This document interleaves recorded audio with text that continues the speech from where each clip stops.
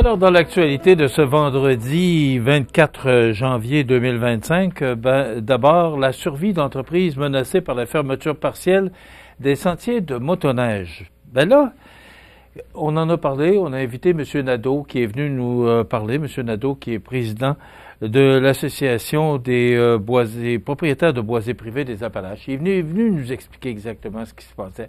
On sait que l'an dernier, on avait procédé à une fermeture partielle, puis après ça, on était revenu sur notre décision, puis on a dit, OK, c'est beau, on va tenter de négocier avec le syndicat. Mais là, il n'y a rien qui se passe, il n'y a rien qui avance. Alors, le 8 novembre dernier, M. Nadeau et le comité ont décidé, et c'est le 8 novembre que l'Association des propriétaires de boisés privés des Appalaches, qui avisait toutes les parties prenantes au litige concernant l'exclusivité de la mise en marché du bois de sciage de déroulage imposé par le syndicat des producteurs de bois, que la majorité des propriétaires de boisés privés situés entre Lévis et Kamouraska, puis même ça va plus loin parce que il y a une partie de la Beauce, là, donc Lévis, Bellechasse, Montmagny, Lillet, Kamouraska. Ça commence à faire pas mal de monde. On révoquait les droits de passage. Pas tout le monde qui l'a fait, mais je vous dirais que une bonne majorité des gens l'ont fait.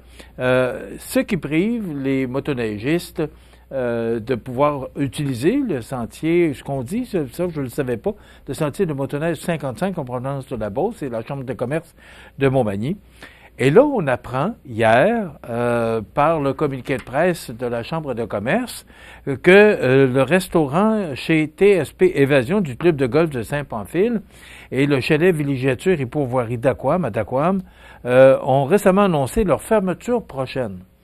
Et d'ailleurs, sur la page Facebook de M. Vidal, Max Vidal, de la pourvoirie d'Aquam, on peut lire, vous pouvez aller voir d'ailleurs, après 32 ans de passion et de dévouement, Chalet Villégiature et Pourvoirie d'Aquam cessera ses activités cet hiver, soit le 31 mars prochain. Cette décision difficile résulte, entre autres, de la prise en otage des sentiers de motoneige par certains propriétaires de l'association forestière, et ce, pour la deuxième fois en moins d'1 an. Pendant cette période, nous nous engageons à honorer, je vous invite à aller voir, là, parce qu'il y a un long texte de M. Vidal. Pourquoi je ne vous le lis pas, le texte, c'est que lundi, Max Vidal sera avec nous pour l'entrevue du jour et il va nous expliquer exactement ce qui se passe. Il va nous expliquer sa décision. Bon, vous connaissez les teneurs. Si vous avez vu et regardé l'entrevue qu'on a réalisée avec M. Nadeau de l'Association des boisés privés des Appalaches, qui nous expliquait là qu'on veut négocier avec le syndicat, mais il se passe rien. Et moi, j'ai appelé Pierre Lemieux, président du syndicat des producteurs de bois de la Côte-du-Sud. Donc, le 1er février, il y a un droit là, qui doit être autorisé. Ça doit se régler le 1er février. Et je vous fais fi de tous les détails, puis je suis pas assez compétent pour vous donner toute l'information. Je laisse ça à M. Nadeau et à M. Lemieux. Mais j'ai invité M. Nadeau. M. Nadeau m'a appelé et dit « Tu m'as invité ou tu veux que j'aille t'en parler? Je vais aller t'en parler. » Et je lui ai accordé une entrevue. J'ai essayé de communiquer avec Pierre Lemieux, président du syndicat, puis il m'a pas retourné mon appel. Alors, et là, on me dit, part et d'autre, attends pas qu'il t'appelle, il ne te rappellera pas. C'est ce qu'on m'a dit, là. C'est pas moi qui vous le dis.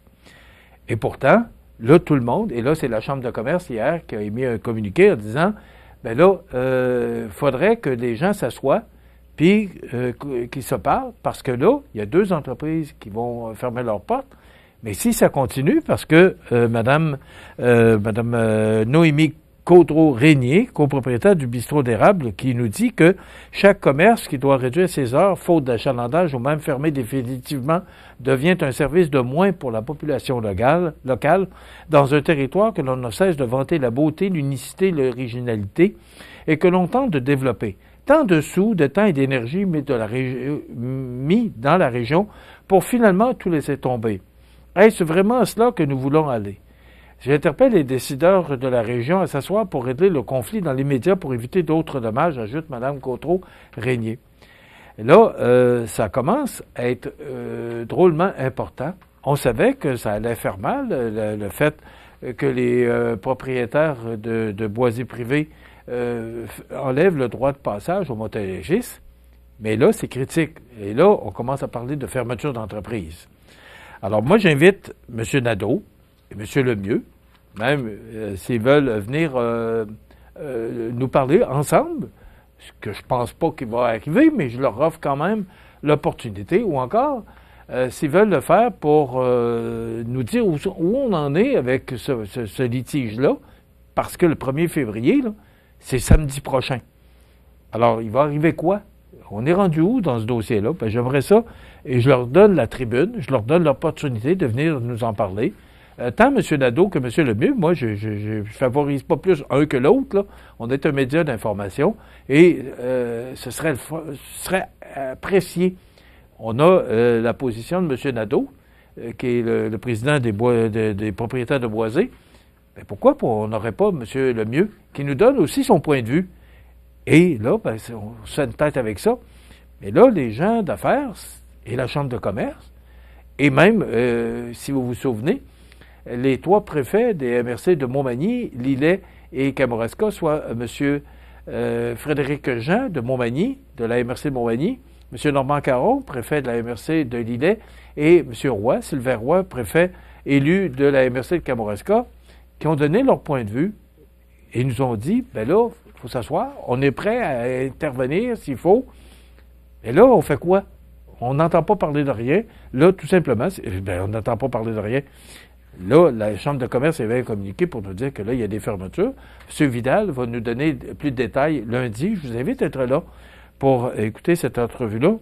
Mais moi, j'invite M. Nadeau, qui est président de l'Association des boisés privés, là, des propriétaires de boisés privés des Appalaches, et j'invite M. Pierre Lemieux.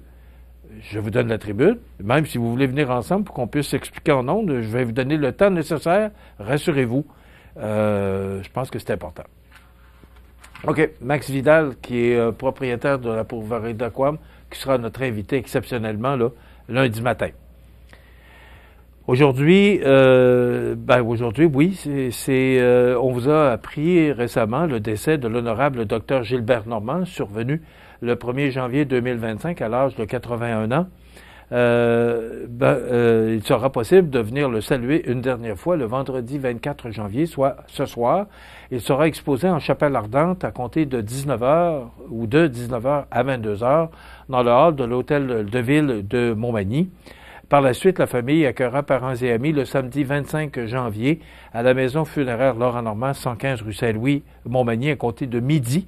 Le service religieux sera célébré le samedi 25 janvier à 15h en l'église Saint-Thomas de Montmagny et de là au crématorium. Donc, les cendres seront déposées ultérieurement au cimetière de Montmagny. Donc, toutes nos condoléances à la famille. Et moi, tout ce que je pourrais rajouter, parce que je vous en ai parlé lorsque j'ai appris le décès de M. Normand, parce que il a contribué et il m'a vraiment aidé pour obtenir la licence de radio de CFEL 102.1, vous vous souvenez, une station de radio qu'on a ouvert en juin 1987. Et M. Normand était passé avec moi, il m'avait accompagné dans la présentation au CRTC en septembre 86. Alors, M. Normand qui voulait là, absolument le retour d'une station de radio suite à la fermeture de CKBM en août 83. Et j'ai le droit de le dire parce que je le pense, là. Lorsque Gilbert Normand est arrivé à la mairie de Montmagny, il a vraiment transformé la ville parce que, je pense que le docteur Gauthier était là depuis 20 ans et on avait besoin de changements, sans partisanerie aucune, mais M. Normand a amené un souffle nouveau sur la ville de Montmagny. Je pense qu'on doit lui lever notre chapeau par rapport à tout ce qu'il a accompli, d'abord comme maire de Montmagny, mais aussi comme député et ministre fédéral sous Jean Chrétien. Donc, toutes nos sympathies à la famille. Et bravo, M. Normand, pour ce que vous avez fait. Je le pense du plus profond de mon être. Maintenant, vous avez vu le reportage de Jean Carbonneau par rapport à la succursale de la SQDC qui ouvre officiellement ses portes le 27 janvier, lundi prochain. Bravo, Jean, pour le travail réalisé, beau reportage. Et aussi, c'était la conférence de presse mercredi pour annoncer la tenue le 6 mars prochain de midi à 18h de Femmes en Action Montmagny-Lillet. C'est une idée originale de Nadine Bélanger, qui est notre directrice des ventes ici. Et là, c'était l'année passée, la première édition. Et là, Nadine est allée se chercher des partenaires, dont le Centre d'aide aux entreprises Montmagny-Lillet. On a une présidente qui est Mme Gaétane Corriveau, politologue, la résidence des bâtisseurs, Monseigneur-la-Chêne aussi. Alors, Nadine s'est entourée de ces personnes pour donner un autre, excusez-moi l'anglicisme, là, une autre swing à cet événement qui aura lieu le 6 mars prochain. Alors, bravo Nadine et bravo à toute l'équipe et bravo au comité organisateur. C'est de midi à 18h, il va y avoir des kiosques, il va y avoir des conférencières. Je vous le dis, là, c'est à ne pas manquer. Et c'est tout à fait gratuit, là. Donc, voilà pour cet événement. Et ça a débuté hier soir et ça se termine demain. Snowfight à Saint-Cyril-de-Lessard. Donc, il y a beaucoup d'activités. Écoutez, là, les activités, en voulez-vous, en voilà. Alors, vous pouvez aller voir sur la page Facebook ou encore sur le site de Snowfight, là, et vous allez apprendre beaucoup de choses. Entre autres, là, il y a beaucoup d'activités, mais il y a le brunch dimanche, le 26 janvier, de 8h30 à midi. C'est 20 $ pour les adultes, 6 à 12 ans, 12 $ et 0 à 5 ans. C'est gratuit. Donc, bravo au comité organisateur. Donc, je vous rappelle, là, il y aura la chronique Place au hockey lundi.